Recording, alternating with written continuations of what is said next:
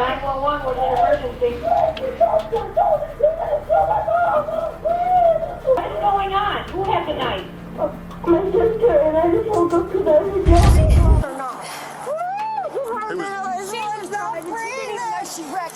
Detectives are often trained to observe, analyze, and piece together the darkest mysteries of the human mind. Their job requires them to untangle lies, follow evidence, and ultimately bring justice to those who commit unthinkable acts. But what happens when the very person they're hunting is sitting right in front of them? Starting with a case of a mom who screams after allegedly killing her 7-year-old daughter. Chasity Bliss. October 16, 2023. A tragic incident involving Chasity Bliss shocked the community. The authorities were alerted after Bliss, heavily intoxicated, lost control of her car and crashed into a pole in a tree. Upon arriving at the scene, the police found Bliss in a disoriented state, having apparently no awareness of the gravity of the situation. Witnesses reported her erratic behavior and confirmed that she had been driving with 2 young children in the car. The first responders noted the lifeless body of the 7-year-old in the back seat and the injured 5-year-old who was in critical condition. The police immediately began their investigation by questioning Bliss. She seemed confused and detached, unable to comprehend the consequences of her actions.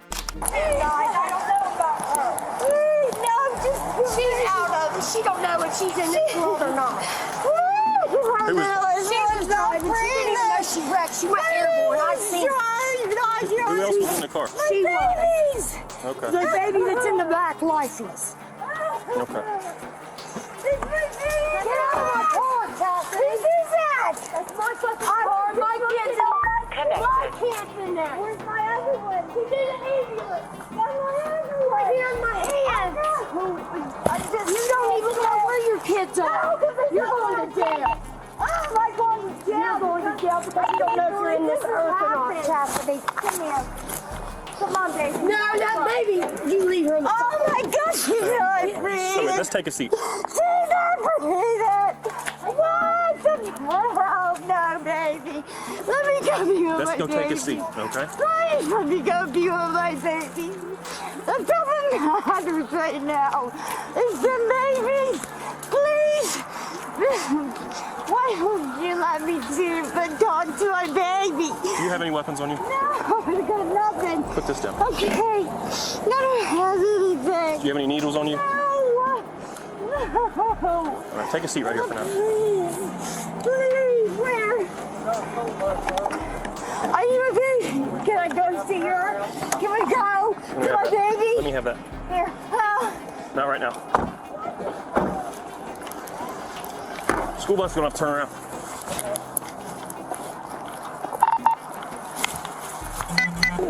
I just did a whole Okay. So where were you coming from today then? Right now, before the crash? Where do you yours come from? When you were driving on the road, where did you leave from? The house. You left your house? Yeah. Where were you going? To Christie's and I'm going to the store. Christie's and in the store? Yeah. Okay. Okay. What happened with the crash? Do you remember it at all? I turned my head and looked at the girls to talk to them because they were fighting, and I just turned my head. Okay.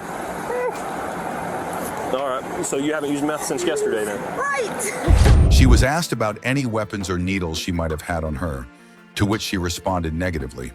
The officers then proceeded to conduct a series of field sobriety tests. During the initial questioning, Bliss admitted to having taken a sleeping pill the previous night and confessed to recent methamphetamine use. She explained that she turned her head to address her children, who were fighting in the back seat, causing her to lose control of the vehicle. The field sobriety test further confirmed their suspicions. Bliss failed the horizontal gaze nystagmus test, which measures the involuntary jerking of the eyes, a common indicator of intoxication. With your eyeballs only, as it goes from side to side, you're going to keep your head dead straight, okay? So the only thing moving here is your eyes, and you're going to track this pin, all right? Do you have any questions about any of that? All right. Can you see the pin just fine?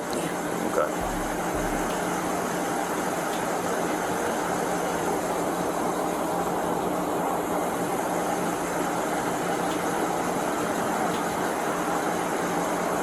Also, you can blink if you need to during this test. You don't have to keep your eyes open, okay?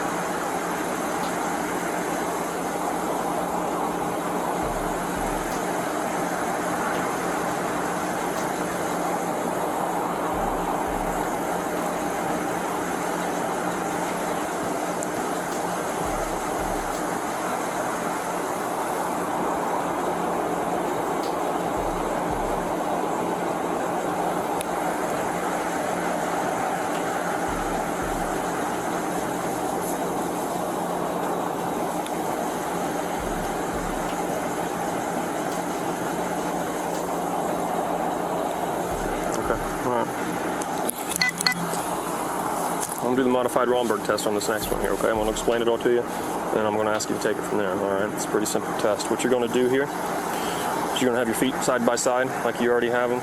You're going to have your hands straight down to your side, okay? From there, you're going to look up at the sky with your eyes closed. I'm going to fall over later than that. Okay. Well, I'll catch you if you fall over here, okay? Like I said, with your head back, you don't have to do it yet. I'm going to explain everything to you, then I want you to do it. All right? So, with your hands down to your side, you're going to maintain that straight stance there. You're going to lift your head up so you're looking at the clouds. You're going to close your eyes. All right? With your head back and your eyes closed, you're going to quietly to yourself estimate the passage of 30 seconds. Okay? When you think 30 seconds has passed, you're going to drop your head and tell me to stop timing you. Okay? Do you have any questions about any of that? All right. Like I said, just like this, hands straight down to your side, head up, eyes closed.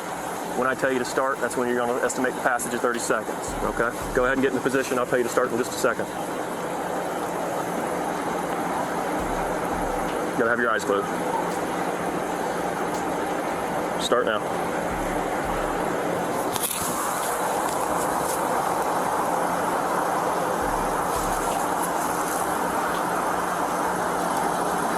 Bug on my elbow.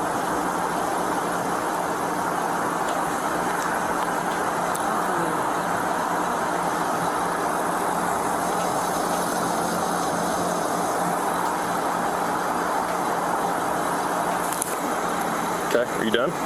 How long was that? I think it was 30, but that bug kept getting on my elbow, Okay. so. How did you get to 30? Taking it, count 1, 2, 3. 1, 2, 3. Okay. But then I stopped for a second and I said, Okay. calling on me. Okay, so you had a little pause there in the middle and you just kept on going? You just count to 30 then? Mm-hmm. Okay. All right. How do you ingest your pills and your meth when you take them? Do you snort them? Yeah. Okay. How do you explain having 0 nasal hair in your nose there? That was from years ago, probably. Years ago? Yeah. Did you used to snort Xanax or something? Yeah, I did Xanax. Okay. How long ago has it been since you done that? About 5 days when they did that last. 5 days Yeah. since you did that last? Four. Okay. All right. Because I smoked after he passed away. Okay. Have you smoked any marijuana or anything like that today? I don't smoke marijuana. Okay. All right. All right. Let's step over here into the middle. She also struggled with the one-leg stand and walk and turn tests, showing significant impairment in balance and coordination. When questioned about her drug use, Bliss admitted to snorting Xanax 5 days prior and using methamphetamine. The officers noted the absence of nasal hair, which is consistent with habitual snorting of substances. Despite her denials, it was clear that she had a history of substance abuse. Realizing the extent of her impairment, the officers decided to arrest Bliss for operating a vehicle under the influence. Is there any chance you're pregnant right now? No. You're not pregnant at all? Okay. Actually, that time right now, months. Okay. And I was like, yeah. All right. Turn around for me. Do you have any shoulder injuries? I'll put it out. Not that you know of? Just My gonna... father hit the window my kids ago. Don't get me hurt.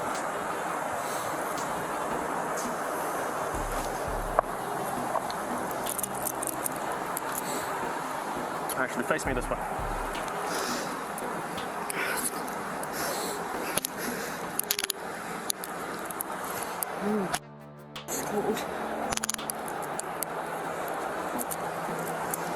They handcuffed her and informed her of her rights, while also ensuring that she had no injuries that might need immediate attention. Bliss was taken into custody and transported to the police station for further processing. Subsequent investigations revealed that Bliss was being held without bail on multiple felony charges. The charges included aggravated vehicular murder in the 1st degree, endangering minors in the 3rd degree, 1st degree involuntary manslaughter, and reckless homicide. But wait for this next case where Courtney Clenney, who killed her own boyfriend. Courtney Clenney, April 3rd, 2022. Miami. The incident began when Miami police responded to a distressing call from Courtney Clenney, reporting her boyfriend, 27-year-old Christian Toby, bleeding profusely from a chest wound inflicted during a violent altercation. Despite Courtney's efforts to portray innocence, the evidence pointed to a grim reality. Pools of blood adorned their apartment, painting a grim scene of domestic turmoil. Courtney and Toby's relationship, while appearing loving on the surface, was plagued by volatile outbursts and recurring fights. Baby, baby, baby, wake wake up, wake up. Advice fire rescue. He's not breathing. We need to save him. I understand that. Yeah. Sit down. No, that's not a body bag, is it? Sit down. That's not a body bag. Sit down. Sit down. Listen. Sit down. Okay, no, I'll sit down. I just, you scared me. Sit down. He's not dead, is he? We don't. No, they're taking him to the hospital right now. He's in the hospital right now. I need to be at the hospital with him. You're not going anywhere. Often escalating to the point of police intervention. The fatal altercation on that fateful April day culminated in Toby's desperate struggle for life as Courtney called for help. During a grueling 5-hour interrogation, Courtney recounted a harrowing tale of self-defense, claiming Toby's aggressive behavior left her with no choice but to wield a kitchen knife in fear for her safety. However, as detectives probed deeper, inconsistencies emerged, casting doubt on Courtney's narrative. Amidst the interrogation, snippets of Courtney's troubled past surfaced, including previous incidents involving altercations with Toby and even interactions with law enforcement in Dallas and Las Vegas. How many times did you stab him?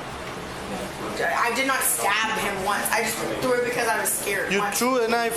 Threw it. You threw a knife. Threw it from like across the room. I did not, like I was scared. Why am I in cuffs? Because we're conducting an investigation. We're trying to determine. Her erratic behavior, both past and present, painted a troubling picture of a tumultuous relationship spiraling out of control. As detectives delved into the evidence, body cam footage from security guards revealed Courtney's agitated state, pushing Toby away and seeking a restraining order against him just days before the fatal encounter. Contradictions in her account and evidence of previous violent episodes further clouded her claims of self-defense. Ultimately, a pivotal revelation came from a medical examiner, debunking Courtney's assertion of self-defense. The trajectory of the fatal wound inflicted upon Toby suggested a deliberate act, inconsistent with a panicked throw in self-defense. With mounting evidence against her, Courtney's facade began to crumble, paving the way for a trial that would determine her fate. Courtney faced the daunting prospect of a life sentence for second-degree murder.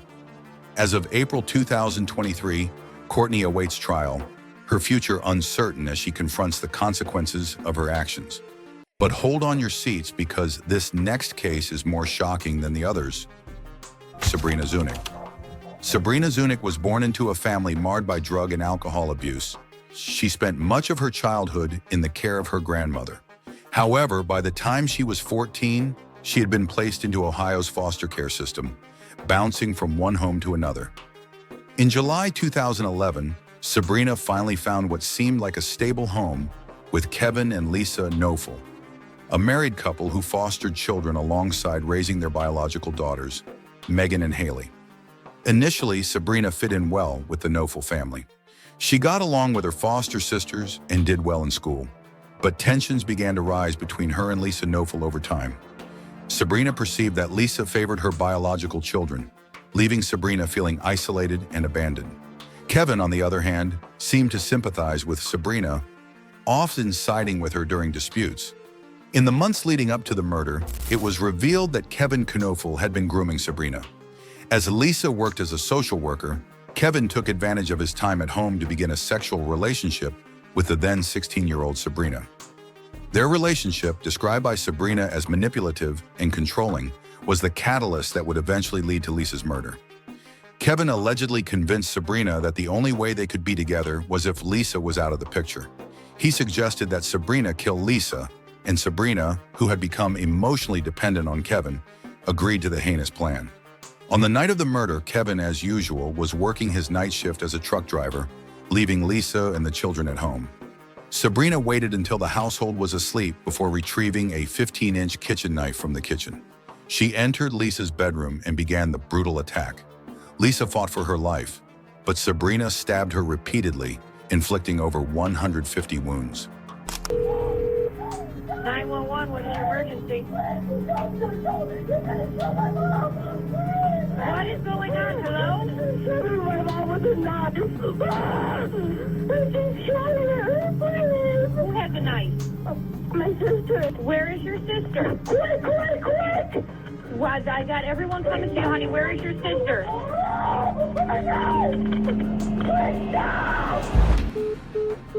The horror of the scene was compounded by the fact that 13-year-old Megan witnessed the entire attack.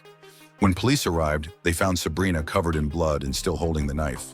She was immediately taken into custody and, after being treated for minor injuries sustained during the struggle, was interrogated. Initially, Sabrina claimed she couldn't remember what had happened, feigning confusion and shock. However, it became increasingly clear that Sabrina was trying to avoid responsibility for the murder. Water or kind of a soft drink or what? I'm sorry? Water would be fine. Water's okay? Okay. So what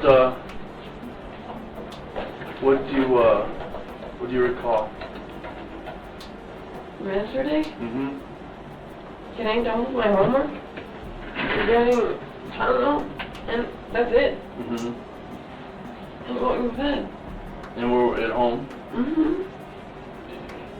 What, anything unusual happen? I don't know. Everything went fine according to what I know of. Mm-hmm. What happened? Starting from? Starting from when you got home from school yesterday.